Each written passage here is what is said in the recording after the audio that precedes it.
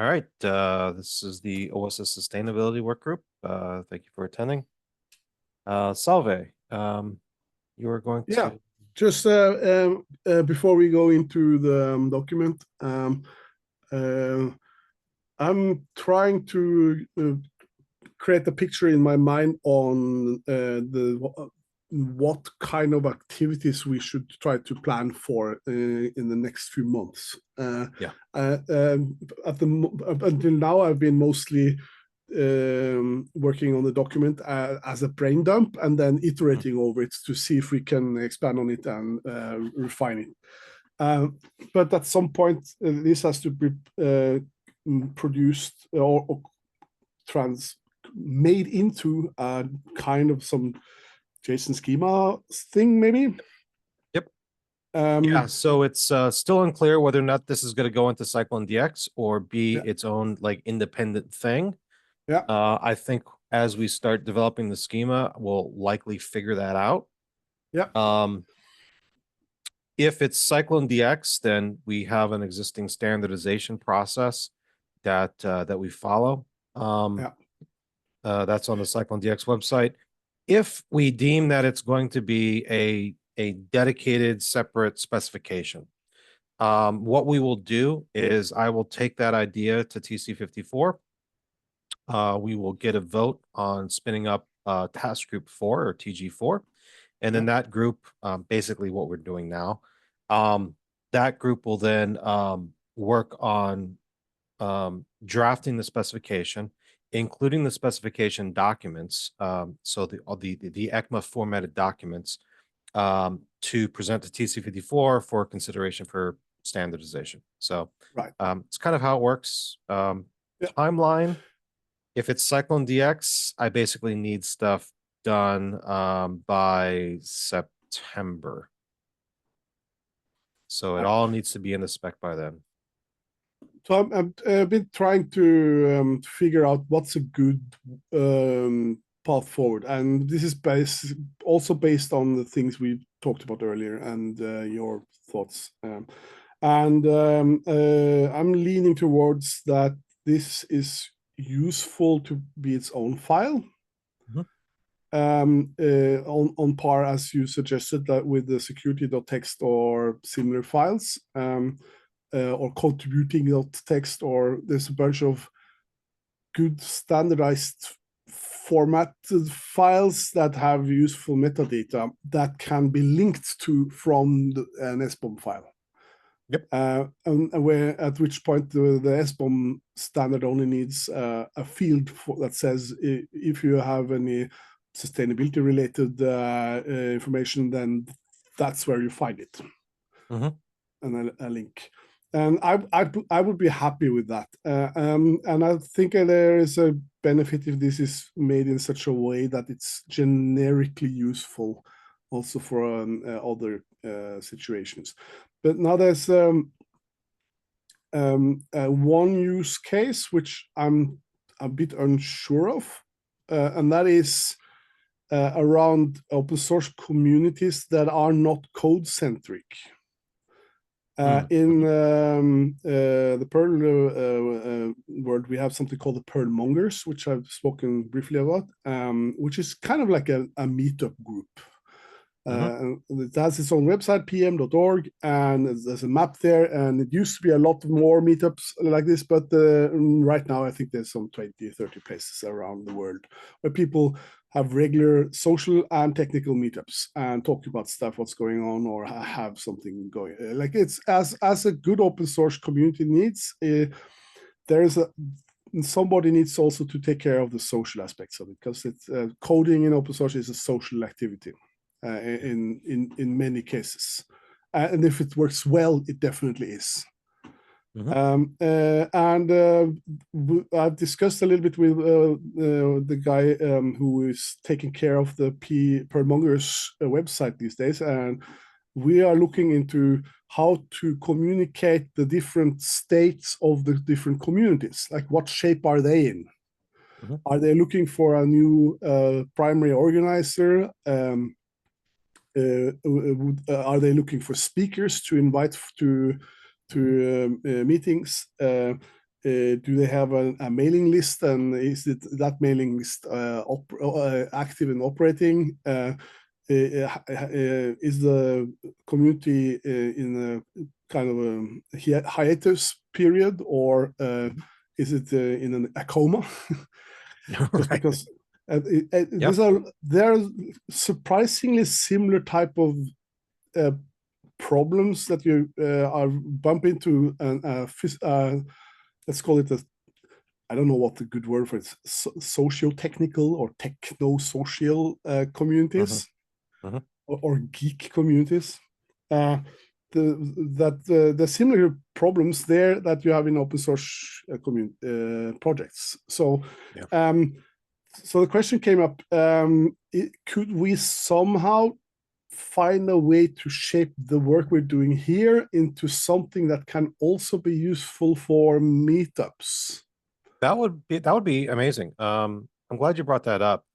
I can, OWASP has 300 and some odd chapters all around the world, Yeah. right? Every major city basically has one. And we have similar things like, do you need a venue? Are you looking for a co-leader? Do you need pizza? Yeah, What do you yeah. need? So yeah, I think we can, I think I can bring in a few OWASP chapter leads to actually contribute to this as well. Yeah. And then if you want to bring in like a pro monger or two. No, I started together with some friends, Oslo Pearl Mongers in 2002 ish. I think it was. Maybe it was 2006. I don't remember anymore. I'm getting old. So I have lots of experiences on this particular topic, and I Okay. have given talks on this particular topic at Oh, Pearl okay. conferences. So, I'll gladly take on a role of for someone on behalf of that community. But there is the communities are different, and there are different levels of ambitions, for example, and Yeah. what traditions and and like one thing I've noticed, for example, is that meetup communities like this is a big city phenomenon. Is it what? A big city phenomenon. You don't Mm, mm. have meetups in smaller towns. You kind of need to have a certain amount of people physically nearby to, or at least physically close enough so that you can actually meet. Right. So it is, and I'm assuming now that we have come past or moved beyond the exceptional COVID thing that we had to struggle with a while ago, and that more people are interested in finding out if physical meetups is something they want to get back to. And from a security perspective, I think it's also super important because let's say what if the author of the EggSed library had actually met his co-maintainer physically? Right. How would that change the situation, the trust situation? Would he be able to pick up signals that something weird is going on here? So in a sense, physical meetups is a good way to get a feeling on contributors in projects. And so that's why people go to open source conferences, to meet folks and talk about the things they care about together. Yeah. Over a beer or in the hallway track. And that's super useful and kind of is one of the things that have made, at least in my communities, that has made things work. Mm, and that has also been a reason why COVID was such an incredibly damaging thing for our community. It's been really a struggle to get things up and running again after that period. But telling people that there is an opportunity to create meetups and help make them happen and pay for the pizza or fund that some interesting person can come and fly in for a talk if the opportunity presents itself. I think that's useful information. Yeah, absolutely. So Yeah. it sounds like we might want to, um, it sounds like we might want to then expand that taxonomy of things that we were talking about. Maybe yes, a little bit. Some of those things in the taxonomy has already a pretty good overlap for these activities, but and we already had one of those things which we barely touched, which was the socially event organizer. Yes, social event organizer under point 20, community and mental well-being. And we mentioned that in London Pearl Mongers, they had a special name for that we chose to not use. So in a sense, we kind of have already coordinated some of that, but we haven't talked about stuff like food, or we have event organizers. We have that. Right. We need food, venue, speakers, those types of things. Is that something which is worth putting in a file? Maybe. If Like, if an open source project, let's do a hybrid approach, right? We were talking about, physical meetups versus open source projects. Well, there's probably going to be use cases for hybrids, right? Like, for example, TC39 JavaScript. They got together at the ServiceNow offices, I think it was last year, because they were celebrating their 100th, I think, meeting or whatever. So it was a physical in-person thing. And, ultimately somebody had to sponsor that. And I could see other open source projects doing, similar things. There's no reason to limit it to just one or the other. I think there's hybrid use cases for this. yeah. Um, I think it's maybe I'm a bit unsure right now. I'm thinking looking for volunteers is more useful. Like asking for a volunteer that can organize and such an event is more useful than asking for help with details in that event.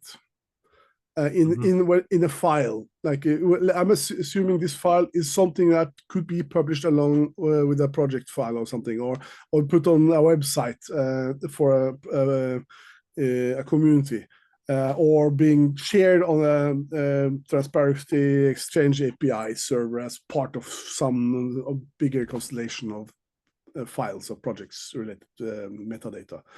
And all of those situations, I'm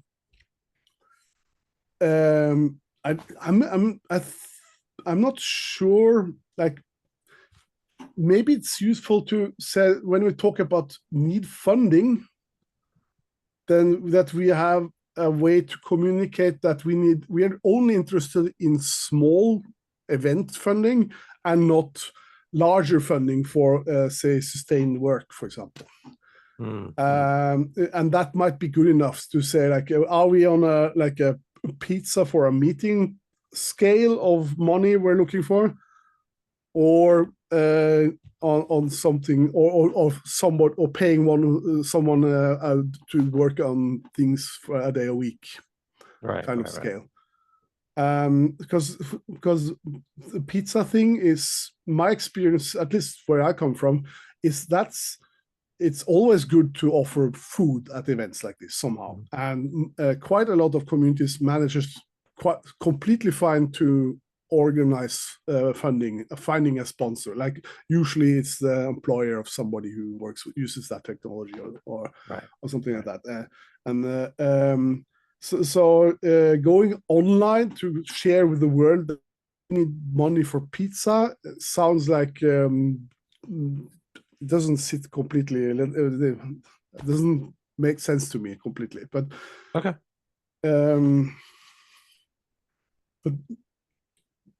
Well, okay, we'll have to think a little bit about what needs to be in here in such a way that this file that we're going to make a specification for can be useful for non-code centric communities, or generic or technology like language centric communities. Like the Perl mongers are for the Perl and CPAN ecosystem, and any topic within that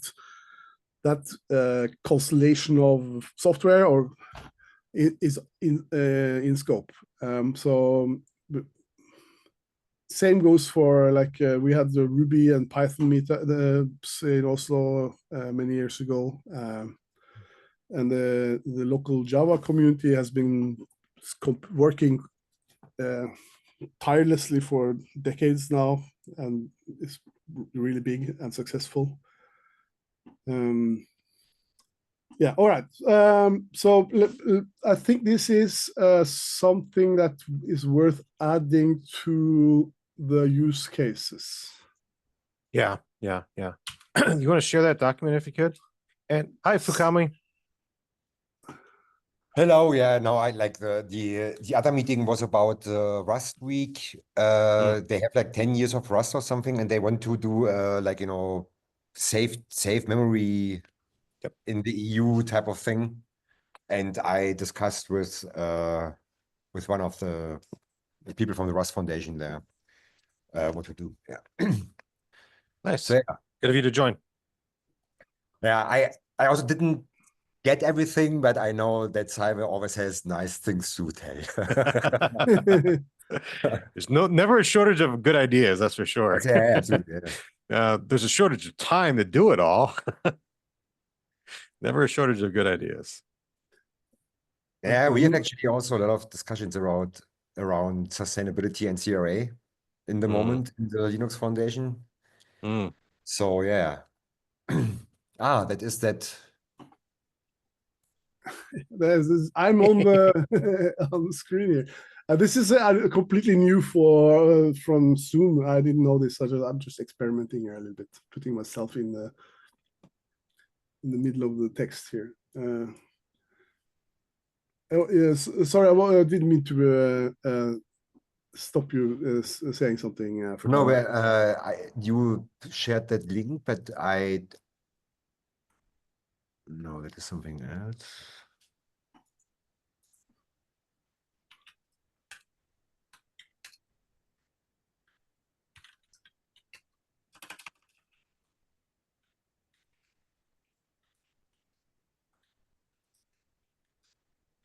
All right, I'm just taking a note here. Needs. Can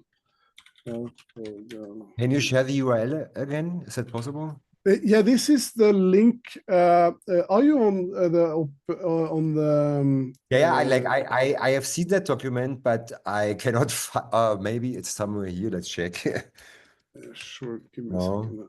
So, link is in chat. Thanks.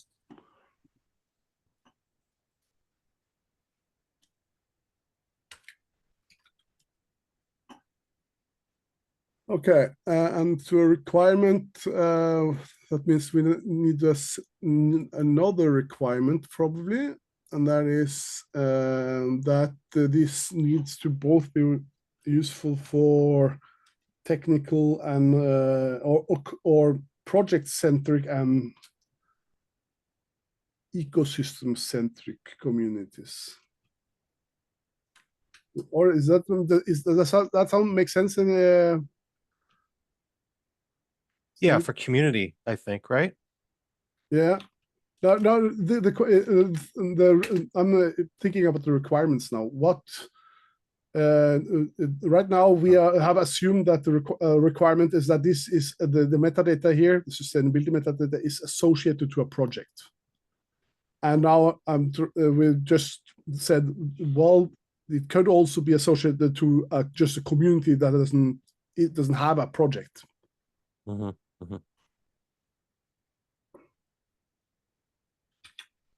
Does that make sense? Yeah.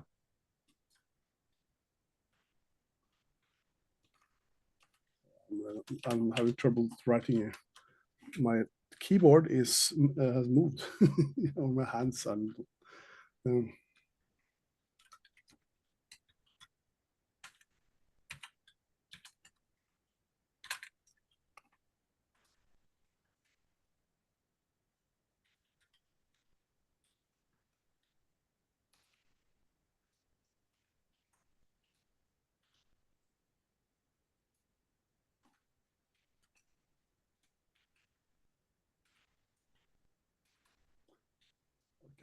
if this makes sense, but I'll put some meat on that bone later.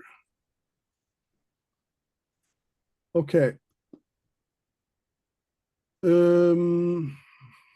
Yeah, was there something specific you wanted to talk about, Fukami? Maybe could you say something a little bit about yourself? I don't. Yeah, okay, I can do that. Yeah, sorry. So I work for the OpenSSF in Brussels, and I'm primarily focused on the CRA. And in the moment, it is a little bit all over the map in terms of what's going on, and you know, like organizing all of the work streams properly and so on. And what I'm primarily focused on is like two things. One thing is interplay of CRA and other regulations. So in the moment, I focus kind of on DORA and NIS. And the other part is the role of stewards. So what they actually do and what the Linux Foundation should do. And yeah, so, and I think we came, we had that discussion on Monday, I think last Monday or this Monday. Yeah, or like, a few days ago. It's a global policy SIG of the OpenSSF, and you shared that link, I think.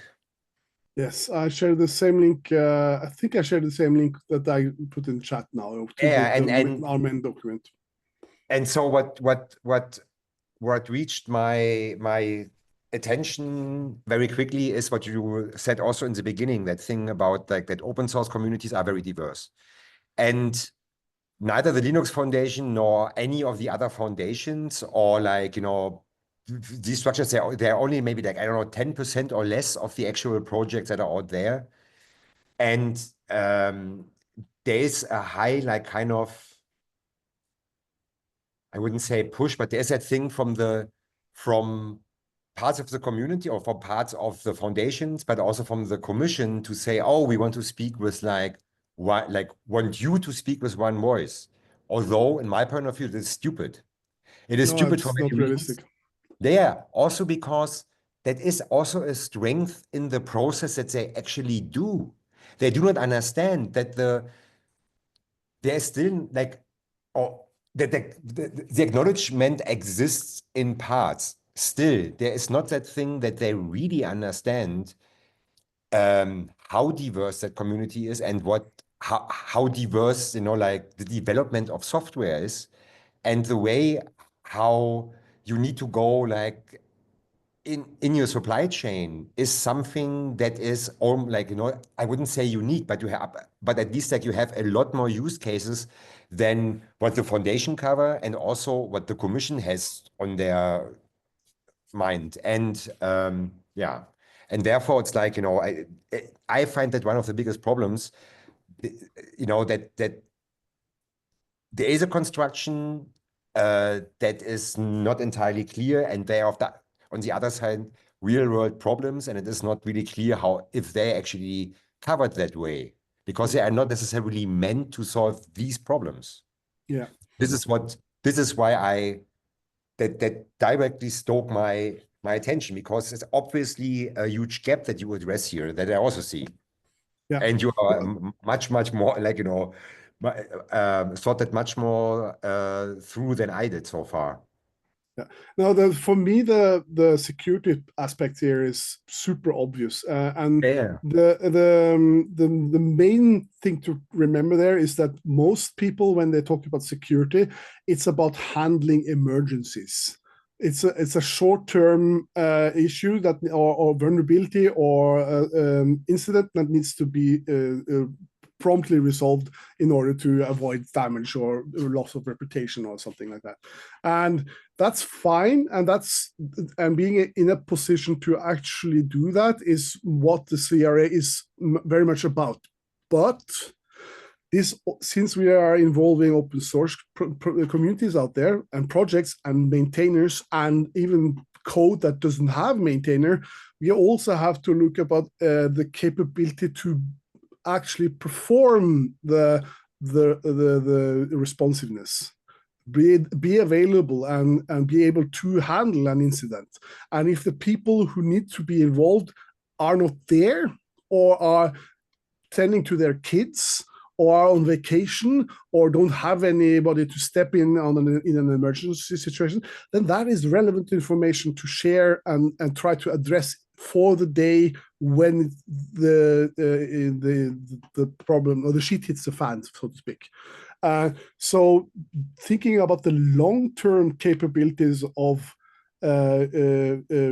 being able to handle incidents, that's just as important as just the actual handling of the incidents. And that's where sustainability becomes a critical part of the question, like because a sustainable project we have to care about sustainability because the project needs to be available. The people there needs to be there when they have to, and maybe nothing will happen, but at minimum we need to have a promise from them to say that if something happens, you will respond within like the 72 hours or whatever that is required.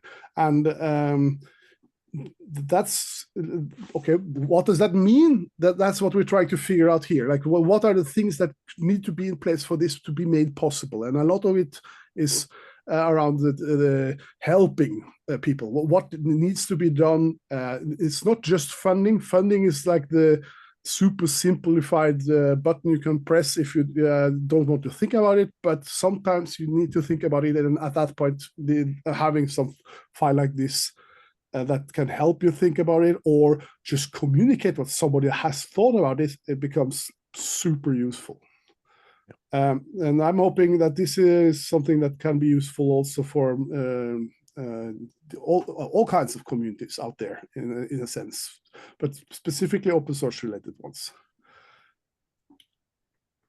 Yeah, okay, so yeah, it's good to hear that you guys in OpenSSF are starting to think in the same ways. And what I'm hoping is that this project here, the output of this working group is a file that we can drop into a project or a web root directory or a website and link to describe in a machine-readable way different parameters around the project, what is needed, and to some extent we also have to communicate a little bit about what is provided. But when we talk about what is provided, like level of support, or if it's the support is ad hoc or on a casual basis, or just security fixes, that is useful information, but it kind of also moves on to another project called the Common Lifecycle Enumeration Project. So we have to kind of figure out a little bit on where should our scope be and where does it stop, and and the CLE project starts. And frankly, I'm actually, to be honest, a little bit unclear still about where that should go. So yeah, it's a little fuzzy. That's fair. That's fair. Now I remember the exact moment when we started to discuss that. That was when we discussed security insights. As like that thing about, so how the discussion started was like, oh, we should have something like stewards.md. Yeah. And then there was that thing, oh, but how does it differ at the end from security insights? Because what you have at the end is very similar information. You know, so from like the idea what you have to deliver as a CVD or like as a process by the CRA, and also what makes sense. You know, like, yeah, what's your contact? What's your process? You know, like, do you have a way for private reporting? Stuff like this. So that is actually just standard files that you can drop into your repository, and also to show that you are ready for exactly what you said, like, you know, that, okay, this is what it provides. Or we have another steward that deals with these type of things. And I believe that is also in the same vein, like these type of things. And the question is, and that's a valid question, like, to do each on its own, to say, okay, there is one thing for this, one thing for that, and so on, or doesn't it make more sense to think about, okay, what do we really want to have and express here? And this is, in my point of view, also an absolute valid, aspect of these type of information that you want to share. Yeah. And the question is, what makes it like the best to discuss and to like think about, I believe, some form of package that addresses exactly all of these problems at once. Yeah. Or maybe not, or maybe it's easier to say, okay, like we I think take all of these things apart and say steward, security, sustainability, audits, whatever. So there is no right answer to that in my point of view. There's just that thing that that is like all when valid and interesting and actually good ideas. Yeah, when I've been thinking about this particular point, I'm in my mind, I'm keeping a couple principles like to stand on. One of them is that I'm thinking, what can we do that is data centric, that does not involve code in any way. And that's the first one. And when we talk about data, we have to have some kind of demarcation between what concepts that are in scope and out of scope.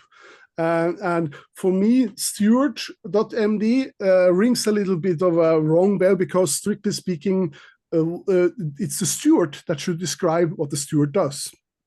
They are in possession of the authoritative information on this stuff. And if a maintainer of an open source project says that one over there is my steward, that's fine. You need a way to express that, but that's a two-field, strictly speaking, only 2 fields in an SBOM file, or something like that. It's a link to the URL of the steward of the website or some other kind of information page or whatever, and the claim that the project in case is intended for commercial use. Strictly speaking, we don't need more. And then if somebody wants to figure out, okay, what the role does the steward play, then you go to the steward website and they say, we help with this, we help with that. This is the stations you can get that we take care of on behalf of the maintainers that we have a deal with, or something like that. This is how you fund our work. And if you need help with due diligence, this is what we need to do. This is how to pay for it, or whatever. And so in the sense, the steward MD file makes sense for stewards to have a standardized way of what are the things that the steward can provide. That would make sense to me. But from a project perspective, you really don't need only those 2 fields, in my opinion. Of course, like, but that is what I like. But the discussion that was there was to signal there what your steward is. But I agree that that does not make a lot of sense. It makes more sense, again, like to put there, like, I don't know, security insights and say this is my process. Yeah. And not, this is like, because you are not a steward normally. Yeah. So, but yeah, that is like also a matter of like how you, from what perspective you look at it and how you, like what you want to achieve there. No, the fun thing here is that, Steve, I'm so sorry we veered into cyber resilience act stuff here, but there is one super interesting aspect here, and that is the steward is meant to help open source projects to be in a sustainable way. The language is kind of fuzzy, and I think it's several ways to interpret that. But from a very practical perspective, this is helping projects become secure is part that is helping the project, just doing due diligence. So and saying that a project is secure is something which is a parameter that helps grow community and keep businesses on using a component, for example, because they know that they can be compliant with this component and certain releases. So that it's a community strengthening aspect to being in sync with what happens from the policy side, from the Cyber Shield Act and all the other legislations out there. So it's definitely in scope to think about these things for us. But we kind of have to find out what is out of scope also, because we cannot become a file that takes care of everything. It's already quite a lot of stuff we have in here, and we kind of have to focus a little bit. Agreed. Yes. And I think, what's up? Go ahead.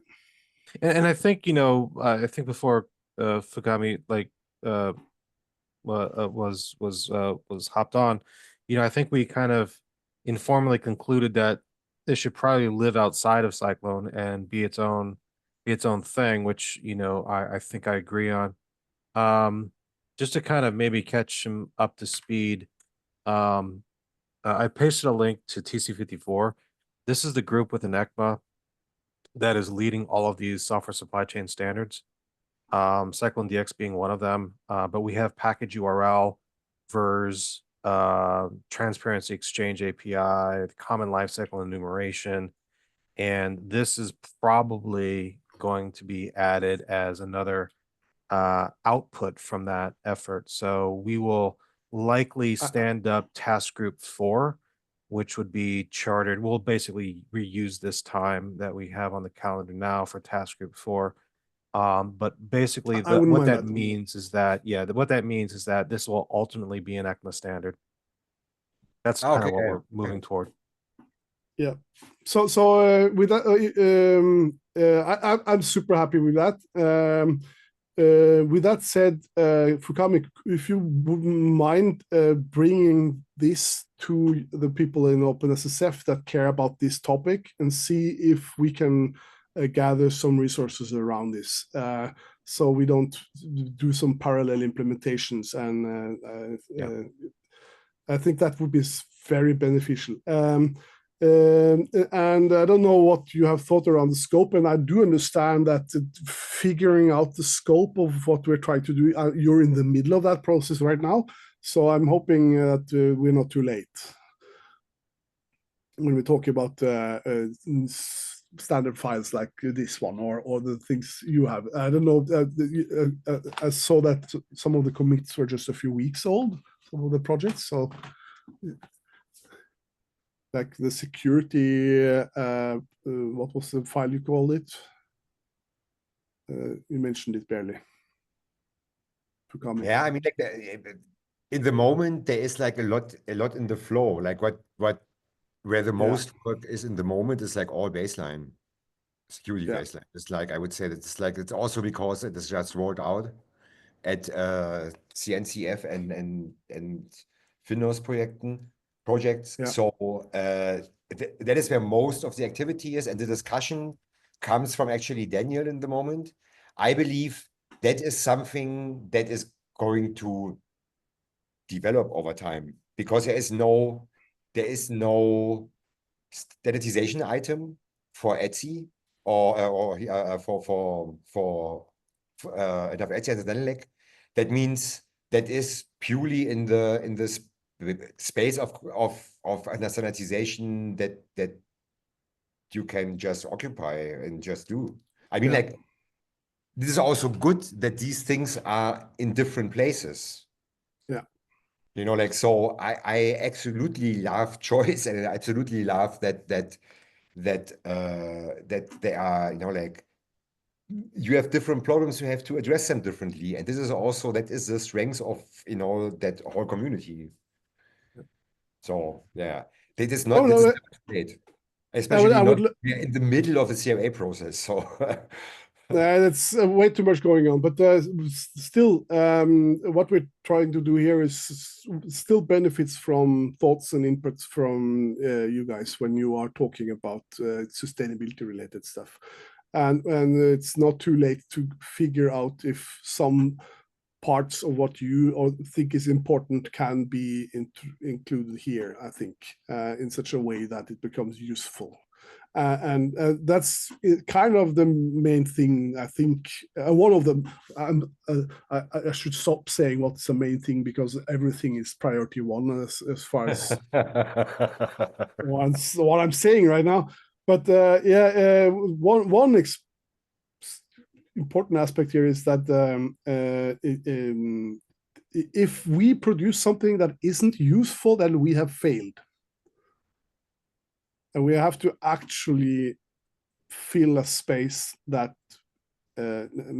helps people, and I think we are onto something here. But none of us have a full overview of what's going on and what is needed. So we need feedback and thoughts from people who care. And if any of you guys in Open Systems care, then you are super welcome to join us when we have meetings, and yourself included, of course. But we are just chatting now. We have 15 minutes left of the meeting here, less than that. Should we try at least to get one item checked off in our document? Let's see. I've added some headings. Let's see. They are the green checks. So use case 8. If you don't mind, Fukami, unless you have something more you wish to share with us or a question. Maybe read that. No. Do you have something yourself that you would like to finish with before we move on? No. It's like I just go with the flow. I like the stuff Awesome. that I have in my mind at the moment is all about. I have to talk back to Grope after the summit that they had in DC, and then I saw a document where he described our pathways that we have at the Linux Foundation, and there's nothing to share in the moment. It's like all in heavy progress. Yeah. All right, then we'll just continue here. We're at use case 8, I think. The way we work here, Fukami, is that when we're happy with something, both of us put a check mark here, and I put a bunch of check marks on here, and Steve hasn't for some of them. So you have to sign off, you too, Steve, just so we're not making this a Salvus personal project. We need to at least force ourselves to ask critical questions and think about this. And that's why we have the meetings and the feedback process. So, but 8, use case 8, ecosystem maintainers find it necessary to communicate that the project has been compromised. So I'm not entirely confident and sure if this has been worded well. A project published via an open source ecosystem has found to have a prevailing and substantial security issue. This could include loss of private certificates or issues around project governance that require temporary removal from the ecosystem index. This may include related metadata like first known compromise timestamp. So the idea here is that this is a way to communicate that and something has happened, and the availability of a project on an ecosystem has been suspended for a while. I'm unsure, like I'm thinking here, when we're talking about the open source projects and what they need, is the idea I'm having in my mind here is that the project themselves have a notion of what's needed, and they're the primary source of those needs. But sometimes they are not available. sometimes something has happened. The account is unavailable, a domain has expired, and all that stuff. Or an emergency happens due to this, and that in the CPAN case, usually it means some of the people who are taking care of the ecosystem step in and make something happen. They block a user from being able to log in and publish vulnerable code. They remove things from the index or do all the stuff that is necessary. So the question here, is it valuable also to let the ecosystem say something about the project? So that means we have, let's say the project makes a claim what they need, and we have a file that we already have gone into depth on what could be in there. We have explored that topic a lot, but now we're kind of reaching into what others might say. And if somebody else, say for example, somebody who works on behalf of the ecosystem, discovers that certain tests fail, I don't know, somehow they discover something weird is going on. And after some investigation, they discover there's a backdoor there, or the uploading IP address is suddenly coming from a very unexpected place. Instead of the US or the usual country where it comes from, suddenly it comes from China or Malaysia or some who knows where. IPv6 address on the moon. Which means that there are, maybe we're talking about putting something in a quarantine or something like that. Is this useful information?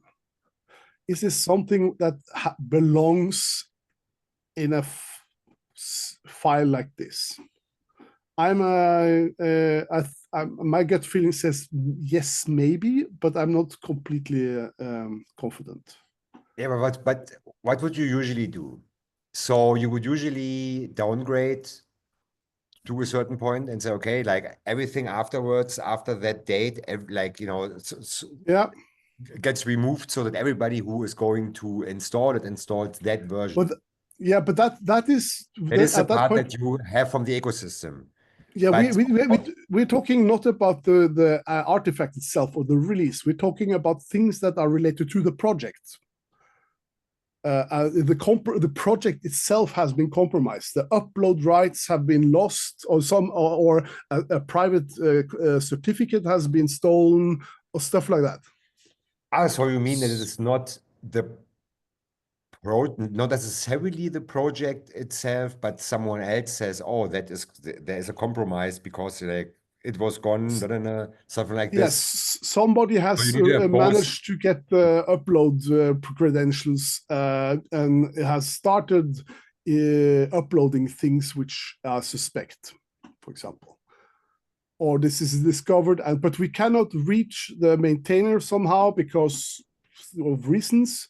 And while we're trying to resolve it, we say that this project here needs to be treated with care. Does that make sense? So I'm not talking about the release. I'm talking about the stuff that is related to the project itself, like the group of people and its well-being. That would, yeah, I mean, usually this would fall under an advisory, but most open source projects don't really publish advisories. The one use case where I could see this, so first of all, you also have to take in consideration the abuse cases. So if you allow others to start reporting that all these projects are compromised, that's going to, you know, that's going to basically end up in flame wars. You know, it will happen. However, I do think that there's a use case where the project itself could acknowledge that they were compromised. For example, if a project has their own website and we decide that .wellknown/sustainability is the URL in which we distribute this, right? One of the ways that we distribute this, then they could put something that on their website that's saying, yeah, this is compromised, because maybe they don't have access to their GitHub right now. Right. But at the same time, so it's also an interesting use case. You're absolutely right. But at the same time, I mean, if you're doing that, essentially you want to provide a lot more details than that, which now it becomes an advisory. Yeah.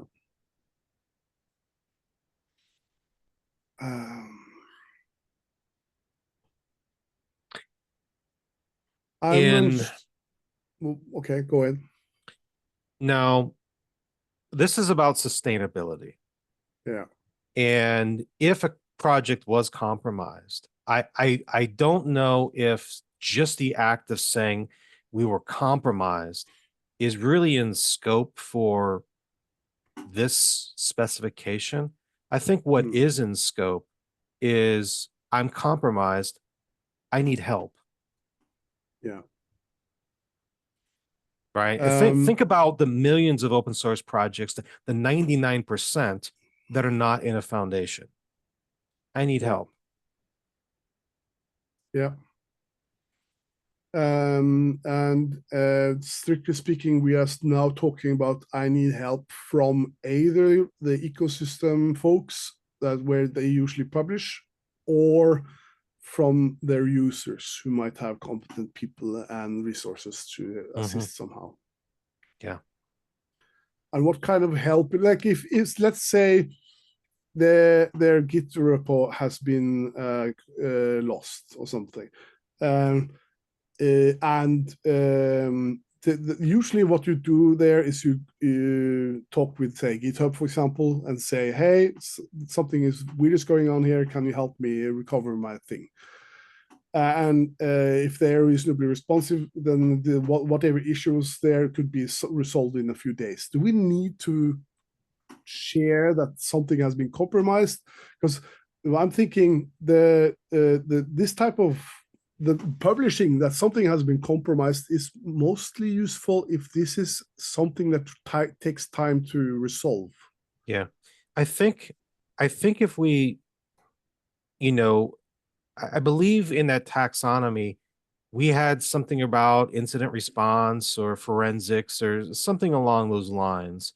Now, within that taxonomy, if we also communicated like the timeliness, like how urgent is this, then you can combine certain things together, like, oh, I need a venue like tomorrow, or hey, I need security forensics like now, or whatnot. If we put a time aspect to the taxonomy, that might actually solve this particular case without actually communicating the fact that we're compromised. Yeah.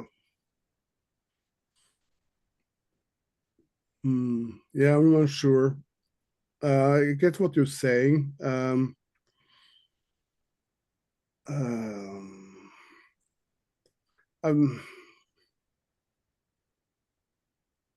Like the field is useful and necessary, and I can imagine situations where some issues cannot be resolved quickly. For example, a while back, the perl.org I think it was perl.com domain was hijacked, and it took around 3 weeks or something to fix that.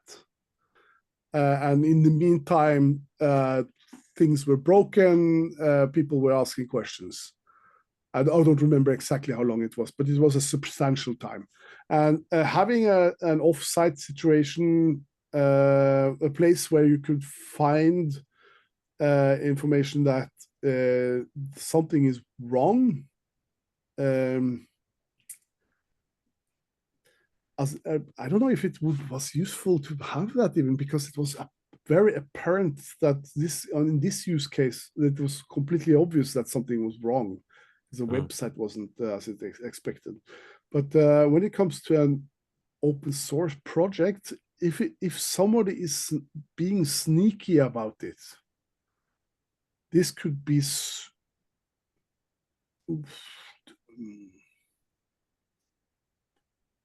I'm very unsure now.